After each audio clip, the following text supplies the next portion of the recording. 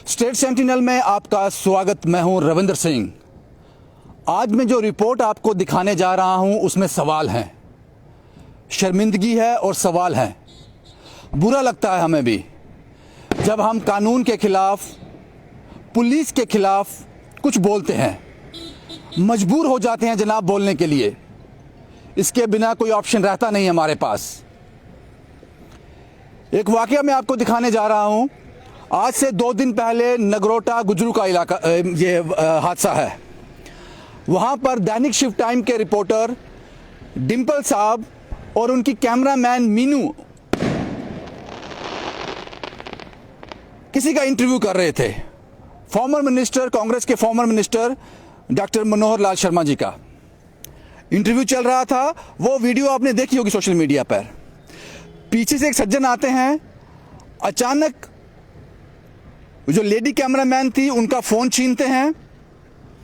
उसके बाद जो मुझे बताया गया, उस रिपोर्टर के साथ हाथापाई होती है। उनको थप्पड़ मारे जाते हैं, उनके बाल खींचे जाते हैं, उनको डराया जाता है, उनको धमकाया जाता है।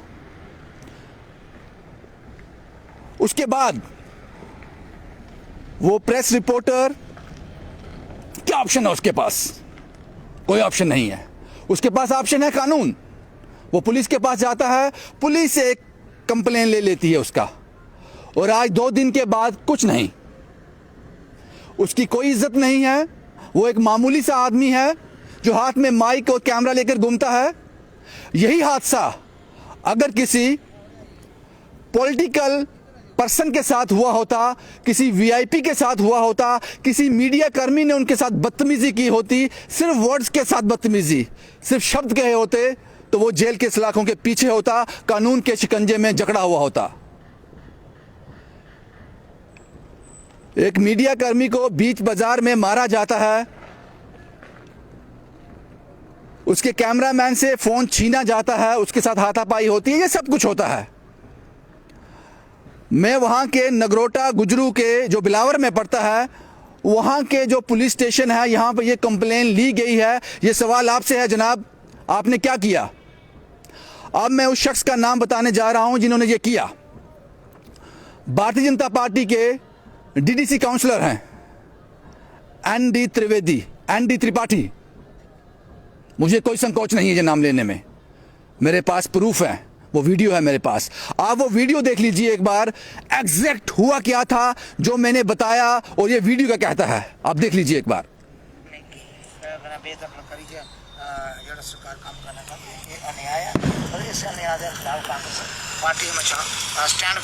ये पीछे गाड़ी आई है, स्कॉर्पियो गाड़ी। अच्छा सर, मेरा एक क्वेश्चन और भी है। इसमें से त्रिपाठी साहब उतरते हैं। ये त्रिपाठी साहब हैं जो नीली जैकेट में है, शायद यही है। ये आए, ये कैमरा पकड़ लिया, कैमरामैन से फोन छीन लिया।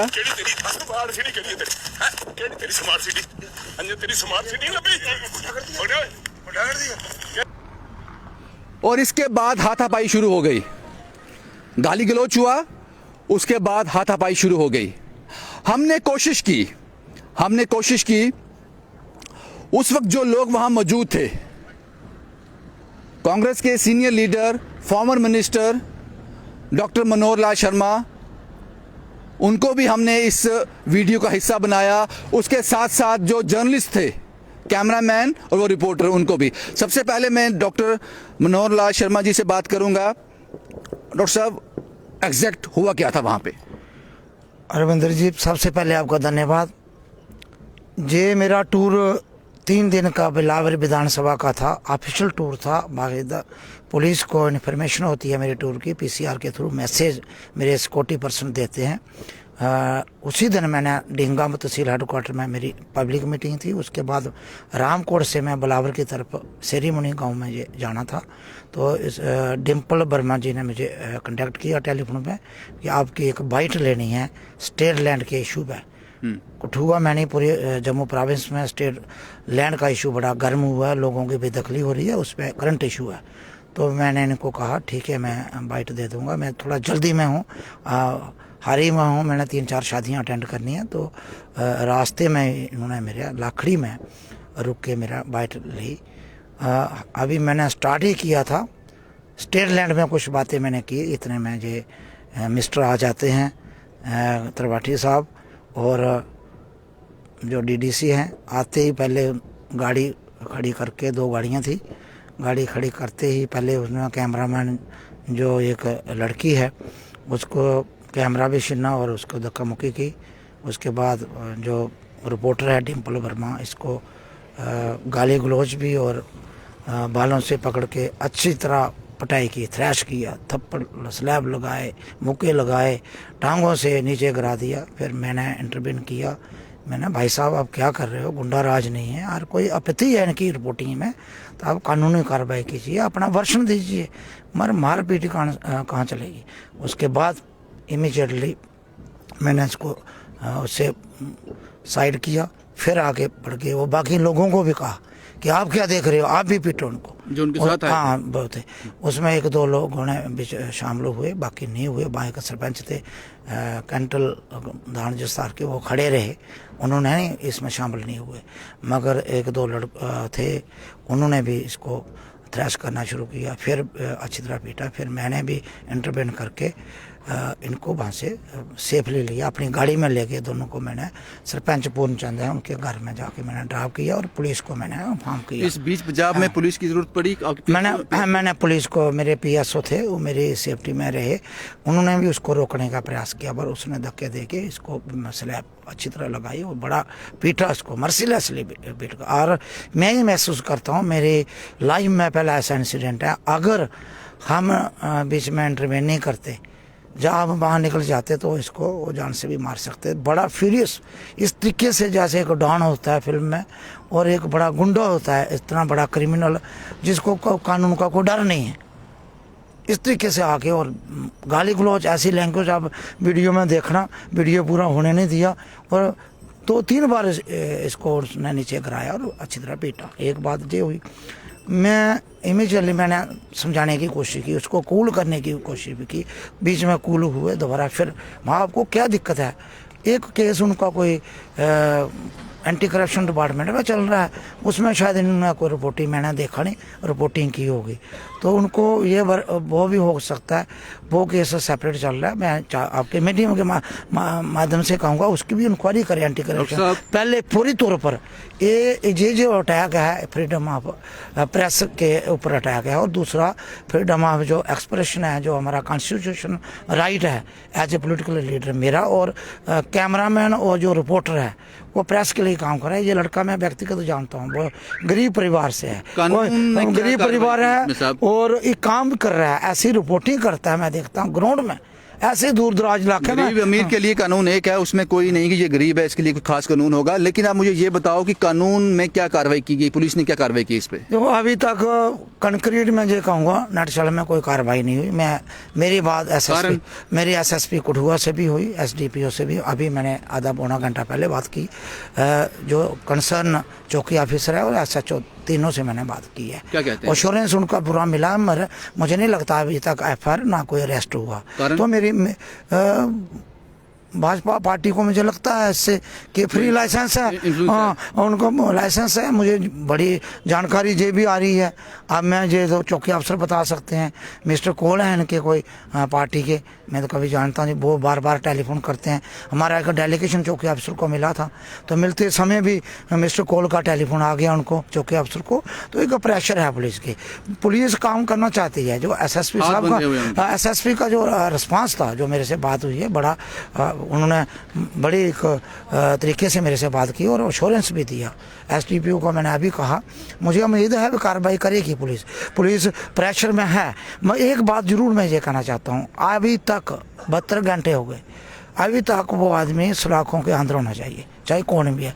ये देश कानून से चलता है। ये अटैक जो है फ्रीडम ऑफ प्रेस पर अटैक है, और ये जो हमें बोलने की आज़ादी है उसको किल करने का प्रयास है। और मुझे लगता हूँ ये अगर ये हम बोल नहीं सकते, मीडिया पर्सन लोगों की आवाज़ उठा नहीं सकते, अगर ये किसी गरीब की आवाज़, लोगों की दिक्कत सामने लाते हैं तो उसमें हमें कोई आपत्ति नहीं होती है। तो इसलिए मैं डिमांड भी करता हूँ कि स्ट्रिक्ट एक्शन होना चाहिए। मैं पुलिस के उच्च अधिकारी जो डीजीपी हैं, आईजी हैं जम्मू, और जो हमारे डीआईजी हैं और एसएसपी साहब से दोबारा मेरा पुनः निवेदन होगा, अभी तक एफआईआर क्यों लॉन्च नहीं हुई और उस आदमी को अरेस्ट क्यों नहीं किया गया, उसके साथ जो 2-3 आदमी हैं उनको भी अरेस्ट करके बुक किया जाए। डरला। हाँ डॉक्टर साहब, बहुत बहुत शुक्रिया, आपने अपना कीमती वक्त हमें दिया, क्योंकि ये मुद्दा ऐसा था जिसमें वक्त निकालना ज़रूरी हो जाता है।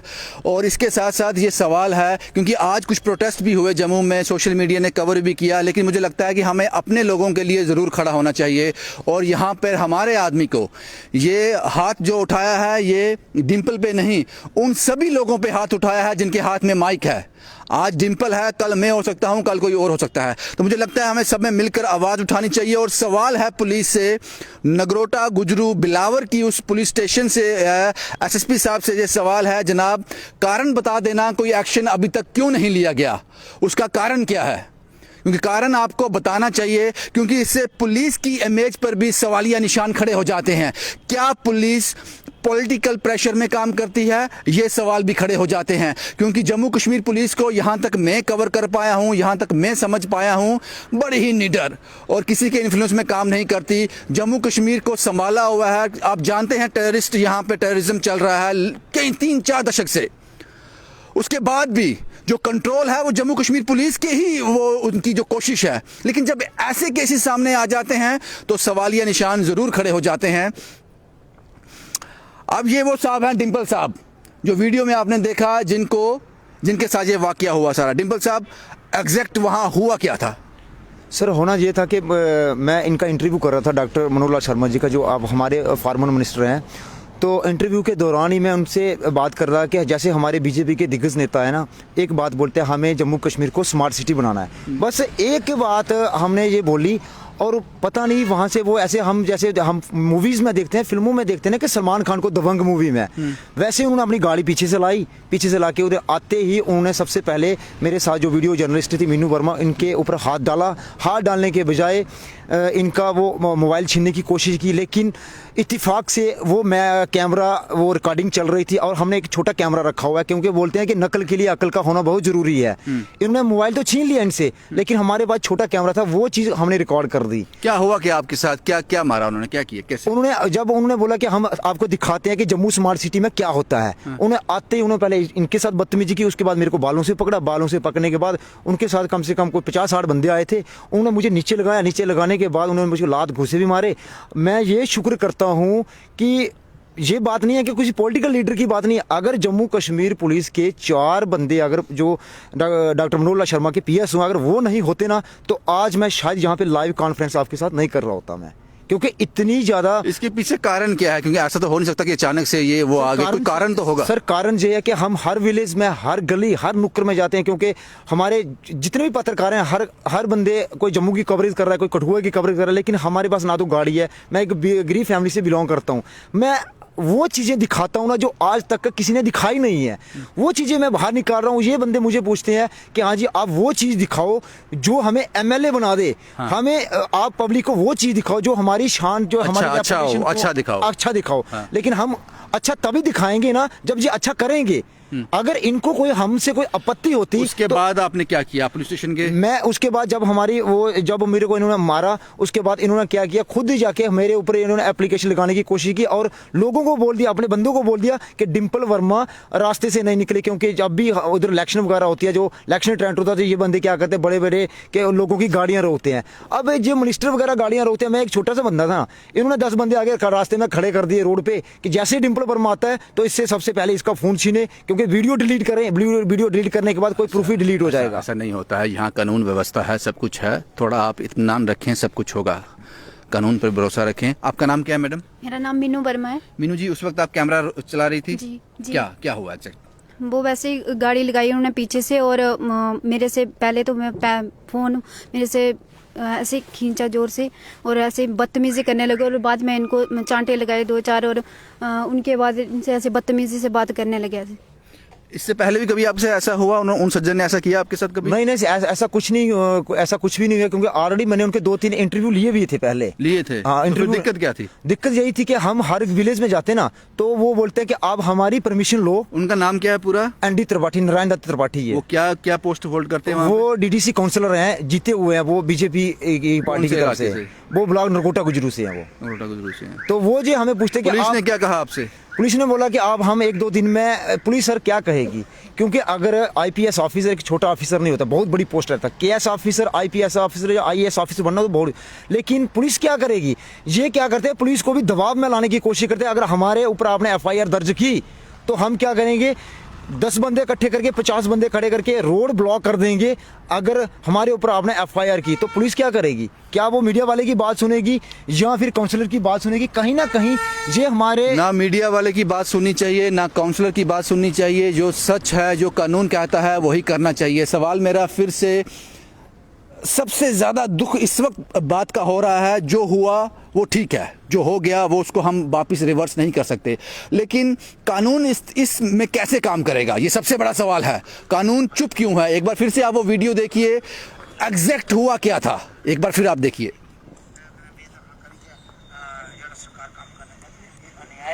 और इस अन्याय के खिलाफ कांग्रेस पार्टी में स्टैंड कर को लोग इन्हीं का नाम है। अच्छा सर, मेरा एक क्वेश्चन और भी है, जिस वेले भी अस कुछ भी दिग्गज नेता का इंटरव्यू लेते हैं तो उसके खाली बीजेपी के जो बड़े बड़े पोलिटिकल दिग्गज नेता है वो बोलते खाली कि अस जी स्मार्ट सिटी बनानी है, असें जम्मू कश्मीर के स्मार्ट सिटी बनानी है। ये लैंग्वेज सुनना अभी आप। केड़ी स्मार्ट सिटी केड़ी तेरी स्मार्ट सिटी केड़ी तेरी हैं केड़ी तेरी स्मार्ट सिटी अंजे तेरी स्मार्ट सिटी लबी उठा कर दिया। बड़े शर्म की बात है कि अगर हम लोकतांत्रिक देश भारत में रह रहे हैं, वहाँ एक किसी को अपनी बात कहने का हक नहीं है। और सबसे बड़ा ताजुब ये है कि कानून इस पर किस तरह से काम करेगा। अगर यही वाकया डिम्पल वर्मा ने त्रिपाठी साहब के साथ किया होता तो आज डिम्पल वर्मा कहाँ होता? ये 2 कानून कैसे, और ये 2 दिन का वक्त जो निकल गया, इसमें कानून की तरफ से, पुलिस की तरफ से क्या किया गया, ये सवाल है। ये वीडियो मुझे लगता है पुलिस के पास भी होगा। और जैसा कि मैंने पहले आपसे कहा, जम्मू कश्मीर पुलिस पर गर्व होता है। जम्मू कश्मीर को संभाल के रखा है उन्होंने। 3 दशक से टेररिज्म से जूझ रहा है जम्मू कश्मीर, और सबसे बड़ा सेहरा जम्मू कश्मीर पुलिस के सर पे है जो इसको संभाले हुए है। लेकिन उसके बाद जब इस तरह के वाक़े सामने आते हैं तो सवालिया निशान ज़रूर खड़े हो जाते हैं। मुझे लगता है कि पुलिस को जो कानून कहता है वो इस पर एक्शन ज़रूर होना चाहिए, उम्मीद करते हैं। और दूसरी बात, मैं मीडिया की बात नहीं करता, सोशल मीडिया की बात करता हूं। जनाब, आप सबको एक साथ होना पड़ेगा, आप सबको एक साथ होना पड़ेगा। बात समझ आती है, हर किसी को कहानी की तलाश होती है, हर किसी को खबर की तलाश होती है, वो हमारा प्रोफेशन है। लेकिन जब बात अपनी आन पे आ जाए, अपनी इज्जत पे आ जाए, अपने लोगों की आ जाए, तो हम सबको एक साथ इकट्ठा होना चाहिए और इस आवाज़ को उठाना चाहिए। मैं एक बार फिर से कह दूं, ये सिर्फ जो हमला हुआ है, ये वाक़या हुआ है, ये जो हंगामा हुआ है, ये सिर्फ डिम्पल वर्मा पे नहीं हुआ, दैनिक शिफ्ट टाइम पे नहीं हुआ, उन सभी सोशल मीडिया के पेजेस पे हुआ है, उन सभी लोगों के साथ हुआ है। हमें एक साथ खड़ा होना चाहिए और इसके खिलाफ आवाज़ उठानी चाहिए। शुभम कुमार के साथ Ravindra Singh, the state sentinel के लिए।